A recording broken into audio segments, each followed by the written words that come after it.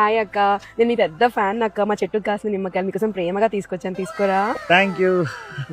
అబ్బా ఫంక్షన్ కి వెళ్తూ చేతిలో నిమ్మకాయలు పట్టుకుని ఎట్లా వెళ్తాం అబ్బా? నాకు అదే అర్థమైతే. అరే ఇది వెంకటేష్ బండి అబ్బా, ఆయన కూడా ఫంక్షన్ కి వచ్చినట్టున్నాడు. పోయేటప్పుడు తీసుకొని పోదాం అన్నాడు. బెస్ట్. బండి లేదేంటండి? అరే వెంకటేష్ తీసుకొని పోయినట్టున్నాడు అబ్బా, రేపు ఇంటికి పోయి తెచ్చుకుందాంలే. ఓకే. ఏ బండ్ల నిమ్మకాయలు లేవే, వెంకటేష్ ఇంట్లోనే పెట్టినట్టున్నాడు. దా తీసుకుందాం దా. పద పద. పంతులు గారు 50,000 ఫోన్ పే చేశాను, చూసుకోండి. పూజలన్నీ బాగా చేశారు కదా, ఏం ప్రాబ్లం లేదు కదా? అంతా బాగా జరిగింది, మీకు ఏం ప్రాబ్లం ఉండదు.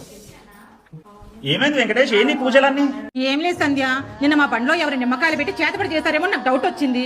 అందుకే పంతులు గారికి 50,000 ఖర్చు చేసి శాంతి పూజ చేశాము.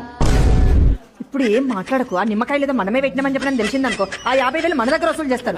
పద పోదాం. మంచి పని చేసి మంచిగా చేపించారు పూజ. Bye bye Kalyani.